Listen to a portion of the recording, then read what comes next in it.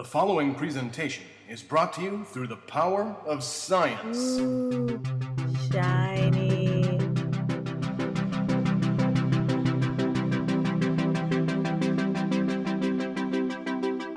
Welcome to Generations Geek, a more or less family-friendly celebration of all that is geeky.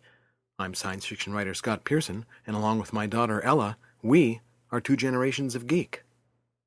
This is episode 57, The Immersive War of the Worlds, as we discuss Jeff Wayne's musical version of The War of the Worlds, The Immersive Experience. Yes, that is the full title. But first, a program note. Although it's been several months since Ella returned to the States from London, we haven't yet wrapped up all her geeky adventures from across the pond. This show features the last Skype recording we did while she was still there, and it's still not the last of our England stories, but those are for other episodes. Now, on with the show. Okay, you're Skyping in from London. Probably for the last time. Before we get started on Okay. your experience, Yep. I want to give it a little context. You know, we did a War of the Worlds episode way back, Yeah. episode 23 in season Yeah. 2. You know, find that on our webpage, on our links. People, you can go back and listen to that episode where we compared and contrasted the 1938 radio show, the 1953 movie, and the 2005 movie.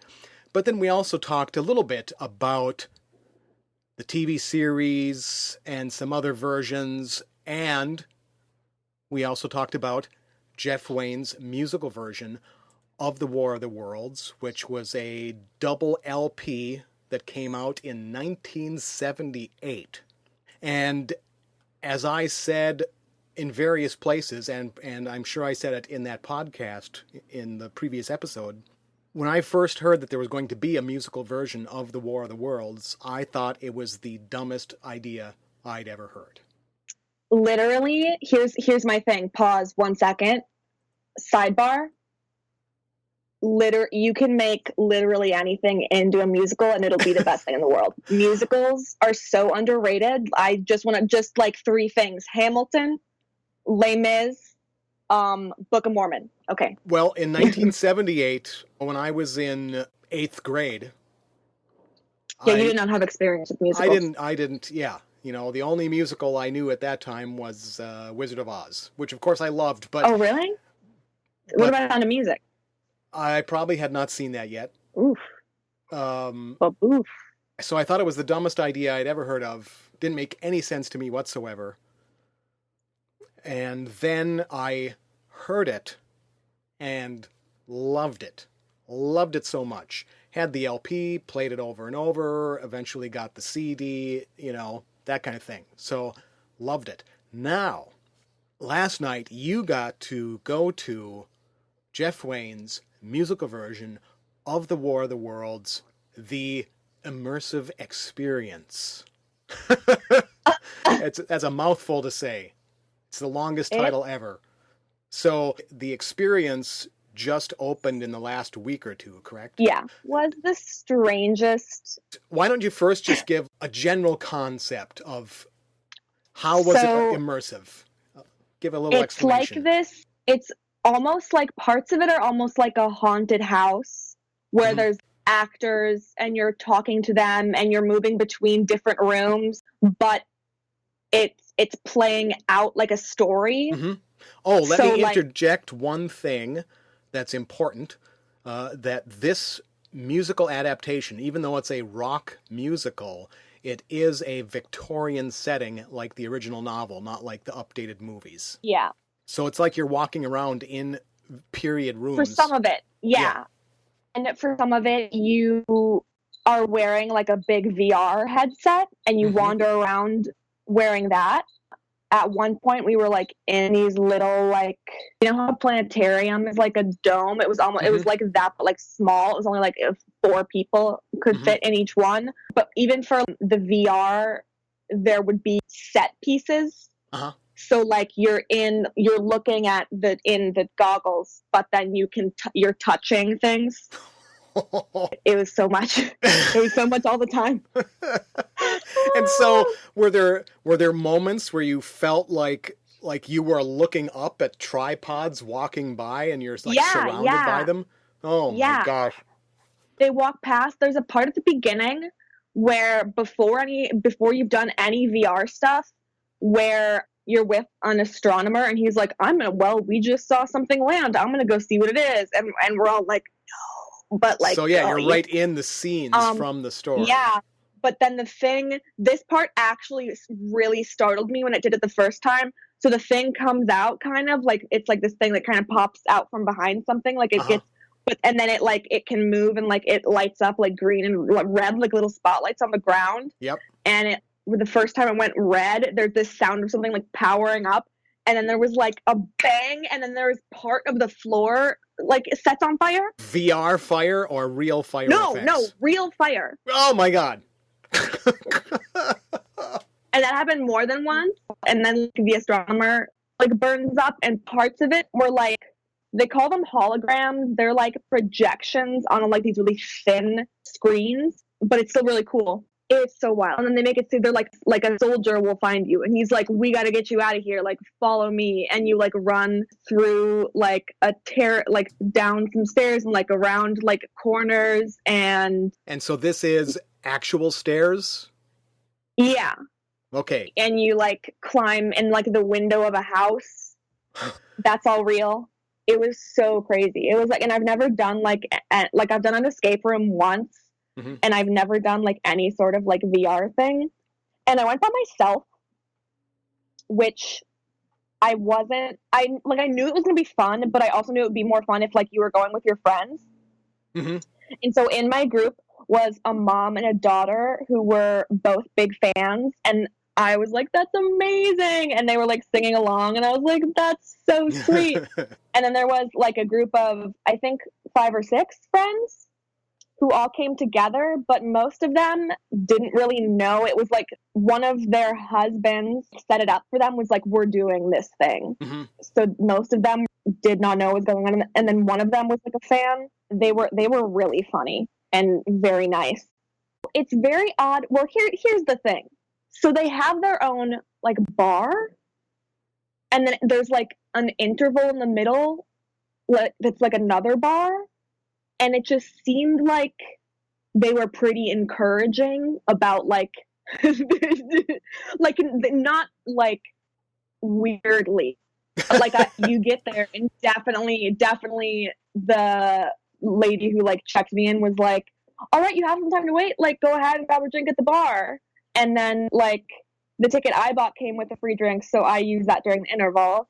But it was just so funny. And then since all British people are the stereotypical British people at pubs every day, the group of friends, like, they were like, yeah, we were just down the pub before this. And I was like, of course you were.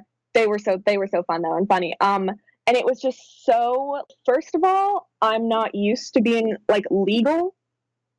And so that's still weird for me. Like, I still feel like a child. I'm kind of like, is this allowed? Yeah. Which doesn't help because everybody in London thinks that I look 16.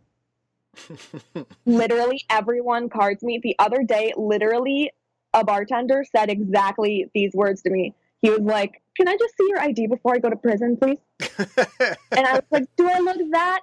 Anyways, you would think the experience / activities don't really line up with like, hey, also please drink before and during. Yeah, the during to me seems very peculiar because it interrupts the story. You know, you're running for your life from the Martians.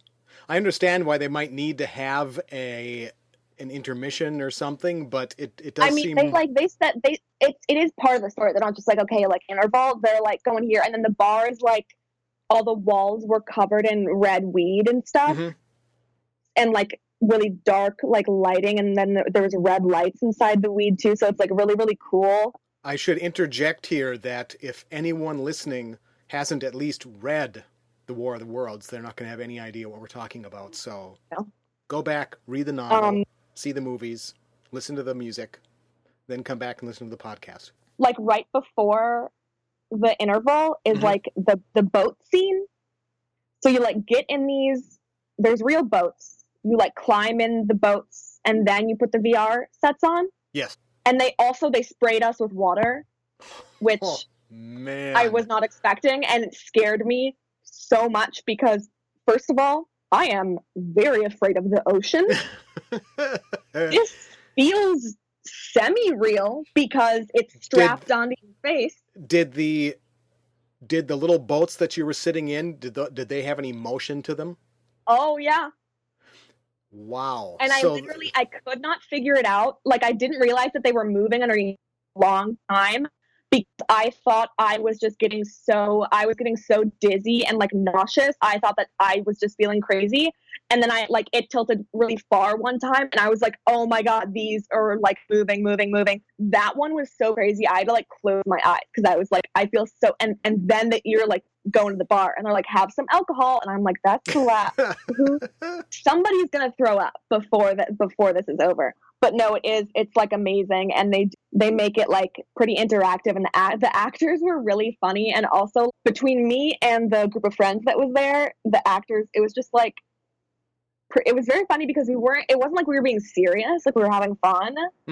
But then sometimes it'll be like a serious thing. Like one time you find like this soldier who's like totally shell shocked, like bleeding, like a bandage around like his leg, and like freaking out and like muttering, and like it's so to be like it's okay, like what's happening? And then he was like, I need to. And it was so funny because I reached out to like touch, like just out of pure instinct. I like kneeled down and went to like touch his leg, and I touched, and it was like I touched like something wet, and I was like and I had like touched like this bloody bandage on their leg, and I was like, oh my God, and then I had like literal blood on my hands, and I just like. I just like turned to the other people and I was like, oh my God. I was like, hello. And then once this guy was like, so you go, when you finally get like underground, this guy meets you and he was talking to us. And he said once when he finally like launched into like his like monologue or whatever, like his thing that he was going to do, in the middle of it, he said something about like, oh, all five of in my group or whatever like died, but like he said it very seriously, but I just burst out laughing without realizing like what I was doing. Like I don't know why, like it just happened. I think like partially just like I think it was partially like uncomfortable laughter, and then partially like it's just such a weird situation.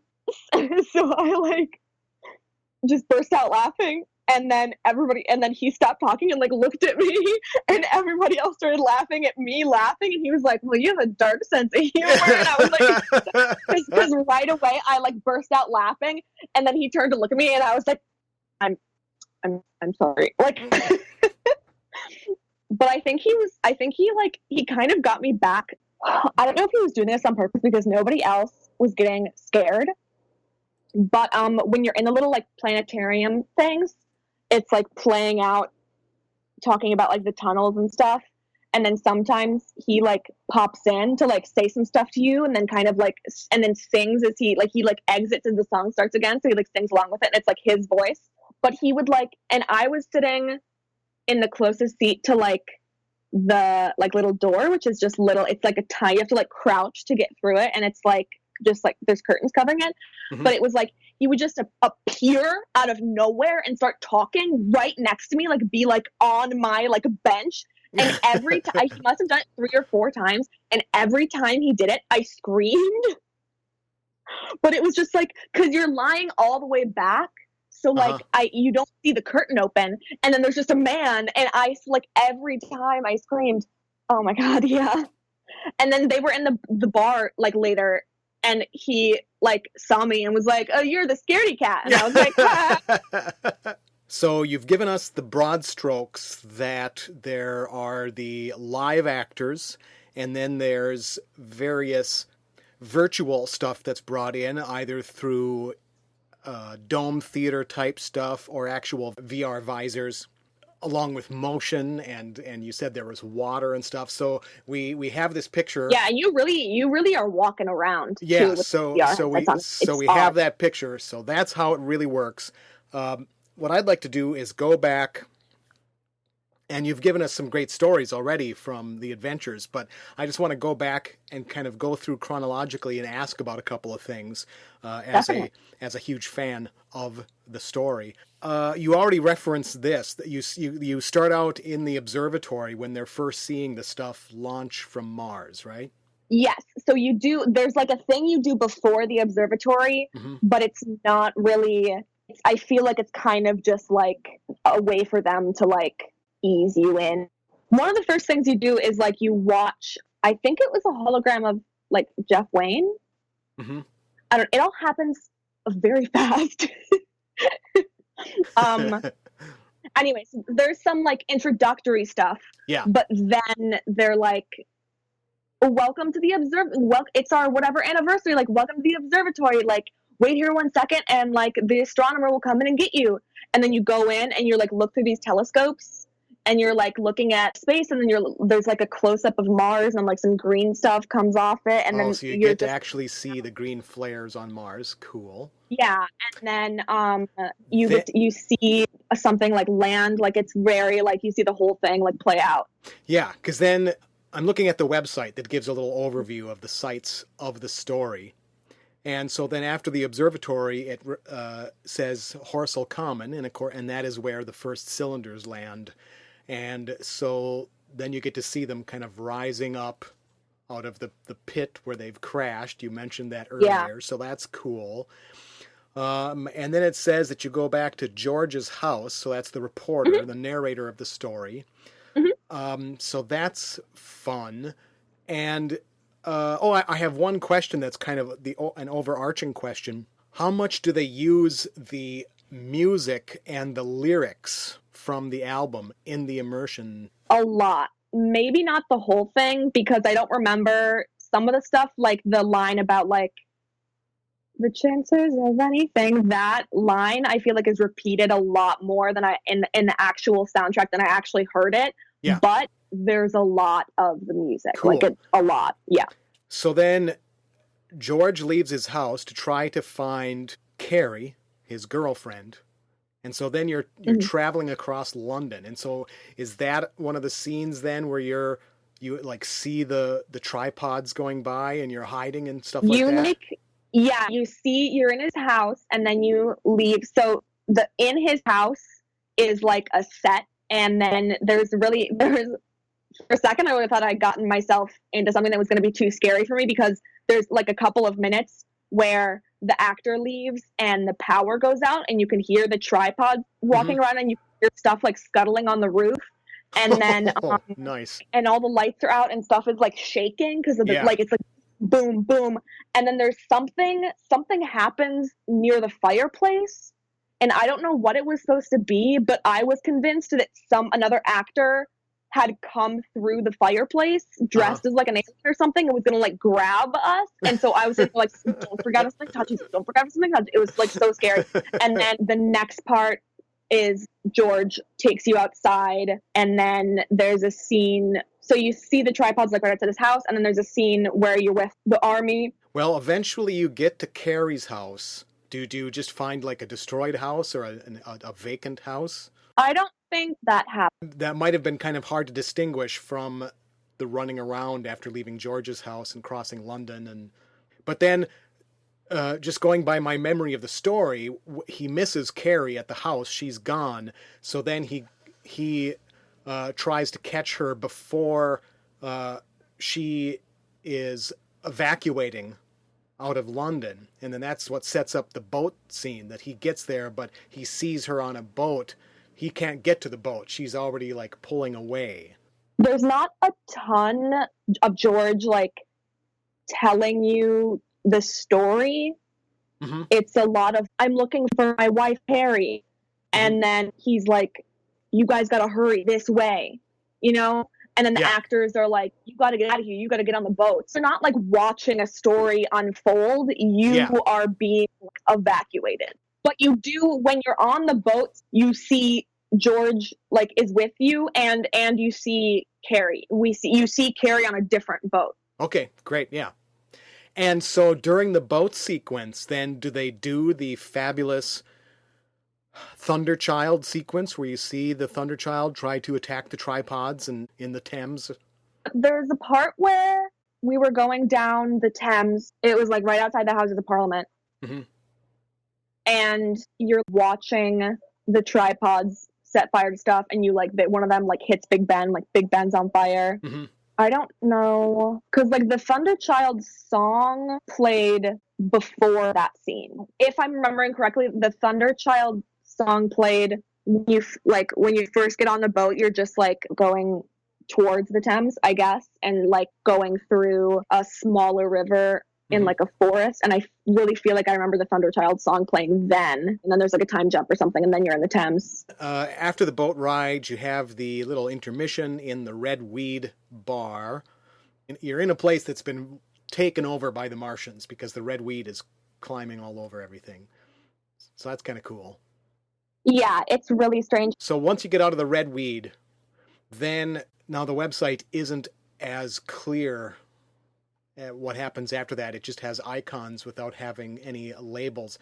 But looking at the icons, it looks like they do the church sequence where you see the priest stand up to the Martians. Does that happen? This was like a crazy mix of like VR and like sets. Mm-hmm. So you're like a nun finds you. Yep. And she's kind of weird, and she's like, okay, come this way. And then you in like a confession booth and put on a VR set. Mm-hmm. And then like the priest comes and is like talking to you, and then he leaves, and then he's like, I don't remember what he's arguing with someone about something, and then one of the tripods like crashes through the church, and then you wake up on like inside of a Martian ship. So it changes from like a confession booth to like a little cell almost. Mm-hmm. And you're like looking around, and so you can look out and down, and the VR seamless. Like you can like look down, you can do anything you want, and you're not going to find a line or like anything.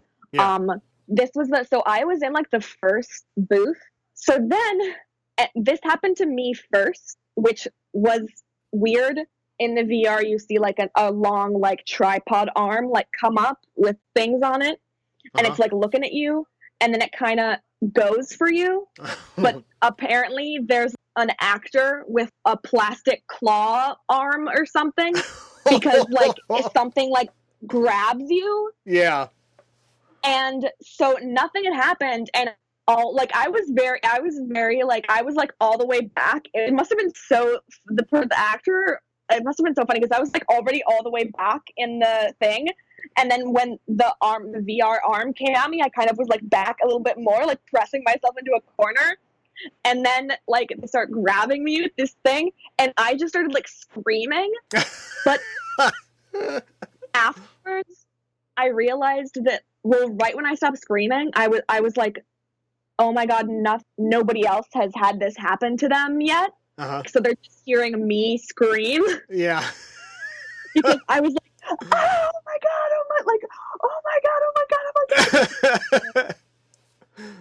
So you actually get captured by the Martians, and you're in one of the Martian machines. Yeah. See, that's something that's a really cool addition to this immersive experience, because there's not a scene like that really in the album, in the story.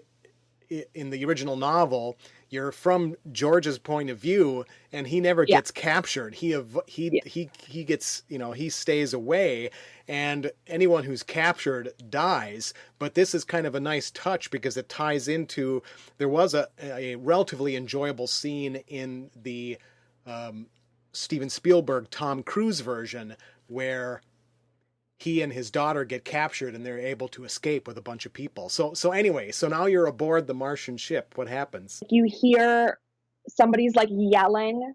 Somebody's like, hurry up, come on, we gotta go. Like, get that off. And like, so you take it off, and like, it's like a soldier. And and you're all like running, so you like escape somehow. I don't remember how you're supposed to get from like the ship to the ground, but yeah, there were parts of it where it was like it felt convincingly frantic because the actors, were giving it their all. I just have a follow-up question. Okay. I have a follow-up question. When you're in the Martian ship and you said that you could look down. Yeah. And then was the tripod moving, so you're like watching ground go by no, beneath it was you? like, or was it stationary? It was like a big, like you can't see outside. Oh, okay. So you like look out and it looks like the way that they're shaped, it looks like the inside of how they're shaped. So it's like that big like round shape. Oh, okay. And there's like, it's like, it looks green and like almost like organic everywhere. Yeah, like it was, yeah. It was really weird. Cool. And like, but you're still in this booth that has like a lock on it. And so the soldier is like, everybody out, help, like get out. And I was like, oh my God, like it was so cool. And then, so once you escape from there, then that's when you meet up with the soldier who's talking about going underground, moving humanity underground. Yeah, then they're like trading you off like the whole between the people, and you could trade off to somebody else, and he's like, come on, we got to go down, like we're going down there, like other people are down there, like, so, whatever. And then you go down a slide, but it's really funny because the slide is just like black, like you can't see anything. It's this metal tube thing, so everyone's just going down like shoot, and I was like, what is happening? Because I was like, I feel like I'm gonna run into somebody, and it was like decently steep, so you go pretty fast. And it was like really funny. So then you end up at like the bottom of this thing, and then you're in like a basement. And then he like, wait, sorry, I just remembered something. Before you go into the basement, there's like a bit where he's like, we got to go underground, and I was like, yeah. And then he handed me a shovel, and I was like, what? And he was like, dig. And I was like, because you're just like on floor. Yeah. And he was like, dig. And I was like, what? And I kind of like put it down, and he was like, do it. And I like, and so I like jumped on this shovel because he was like, do it. And I was like, okay. And I was like, but then, like a door swings open. So that was funny. And then I just had this shovel, and I was like, I don't know what to do with this shovel. No, yeah, but then he takes you underground, and then he's like, let's pop open the good stuff, and he like opens this like unmarked bottle, and like pours 2 glasses, and he handed one to me, and it was so fun. It was so funny because I was like, what is this gonna be wine? And I took a sip, and I think that it was like sparkling grape juice that had been opened that morning. Because it was like a little carbonated, but like a little flat. And I was like drinking it out of like a tin mug. And I was like, okay. And then he was like, all right, we got to go. And then after that there's like a bit, most of the underground stuff is in those little planetariums. Like it's like, oh, like we look at all the stuff that we built. And then it's like the music is playing, and that's when he was popping in, scaring me. It was I'm very easily like, you can jump scare me really easily, even if I know it's coming. And so I had no idea how many come back. The first time when he left, I thought that he wasn't going to come back another time. And then he came back like 3 times. But it's just like, I just will always scream. And it was so embarrassing because my first reaction is always to like scream and then grab you. And so this poor dude, every time he was like, "Hello," and I was like, "Ah!" And I like grabbed his arm. And okay, let's see. Oh, I had one question. Going back to when I'm looking at the website, they have an icon of a hot air balloon. Yeah. So at the end-ish, you get in like a basket. And then you put on the goggles, and then you like take off, and you're like flying through, like there's tripods around, but you're like moving. It's like really London. Weird. Over the countryside. Over the countryside, you're looking down. You can look around. You can see the. Yeah. Oh, that is must look and cool. I didn't do this because I like either wasn't listening or I just didn't think about it. But you could actually like turn if you reached up to the gas. You could like turn the flame up, and you could feel it get hot. Wow. And your balloon in go the higher. simulation, you're supposed to go higher. Wow. So That like is there's a so part cool. where you fly right in between two tripods and you kind of think you're going to crash. And if you do the thing right at that moment, you fly over them instead of between them and almost crash. That is so cool. It was so wild. Well, I guess now we're basically at the end It was here. pretty, yeah, it's like a 2-hour thing plus a 20-minute intermission. But then, well, I just want to ask specifically then about the ending. So you come back up from underground. Yeah. And Um so do you start seeing the tripods starting to tip over or something? How do they cover that end part of the story? when you're in the hot air balloon, it does like this thing where it's talking about the red weed and how like the story kind of finishes while you're in the hot air balloon because it changes and you're like looking at like red blood vessels, and then you're like outside, you're like orbiting the Earth, and then it like zooms and you're like orbiting Mars, and there's like a voiceover and like the music and stuff. Okay. So they kind of finish that up there, and then somebody's like, all right, like come on, and then you kind of like go up, and then there's some like sketchy doors that you go through, and then you come out, and somebody else is like survivors like in the beginning, and then everyone's like yay, and you're like yay, and then you take pictures Yes. before you actually leave, which was really fun and funny because they were like, okay, like, are we all together as a group? And we were like, no. And then she was like, okay, like first group get in. And then I kind of like made a face at one of the girls who was in the group of like 5. And she was like, you're coming with us. And then they like went in for the picture, and I was kind of like, and she was like, get in here. Like, and all of them were like, come here. Which is so sweet. And we took like honestly, like a very cute picture. I love the picture. That will be on our Instagram or website. I need to download the JPEG, but by the time this episode goes up, for sure, people will have seen that on the Instagram, because it's lit. And the other great thing about British people is that strangers buy you pints. So then we like went in the bar, and one of the guys was like, "Do you go beer?" And I was like, "I don't drink beer. I drink cider though." And he was like, "Cider, got you." And then I like didn't really think about it. And then like after we bought the pictures, like. He like appeared and he was like cider, and I was like, oh my god. Never underestimate the kindness of British people. But also sometimes do. And then it was funny because it was like I think that we were the last group that had booked, because there's stuff that started after ours, but I think that it didn't get booked for the rest of the night. Mm-hmm. And so we got out of it at like 11, and then it was really funny because it was just us and the actors. So like all the actors were in their like normal clothes and like drinking at like the table next to us. Mm-hmm. So there was like this big high table, and all the actors were there, and then we were like, it was really funny. So cool. So obviously, you would recommend anyone who's in London to go to the Immersive Experience. It was just like. It was so wild and amazing, especially if you're not used to VR. Or obviously if you're into the worlds, if you're just into cool stuff. I mean, obviously this isn't full of spoilers, but it's crazy. It's so cool. I'm still like, the whole thing was such a fever dream because I booked it so last minute. Like I booked it literally the day before I went, and then I just kind of like showed up at this building at 9 p.m. and like went on this adventure with like strangers. It was like really weird, but no, I would definitely say go.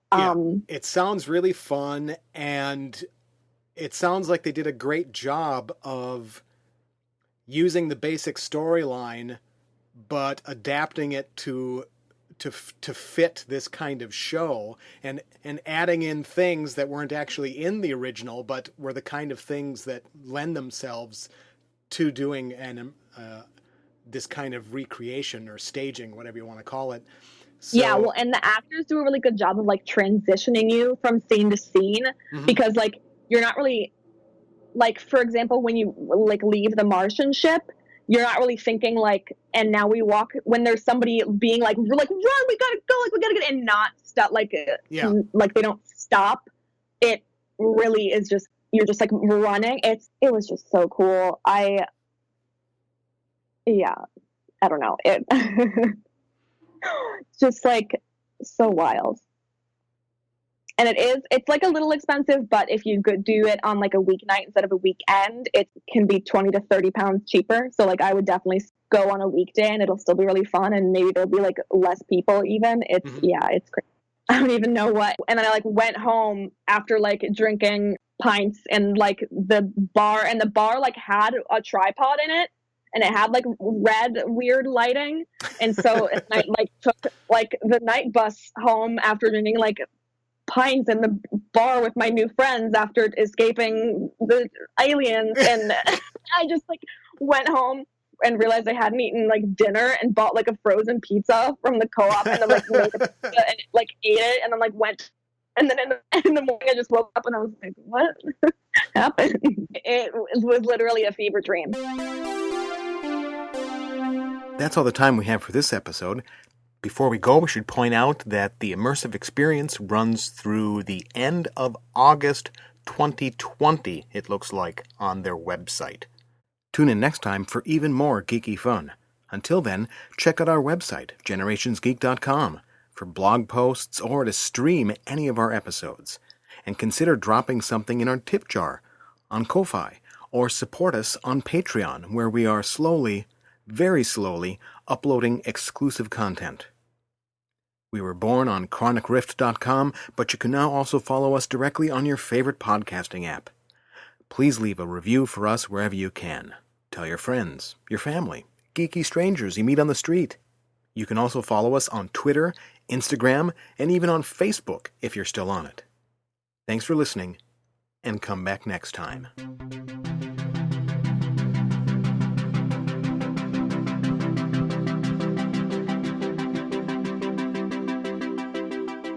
No geeks were harmed in the making of this podcast. Ooh, shiny.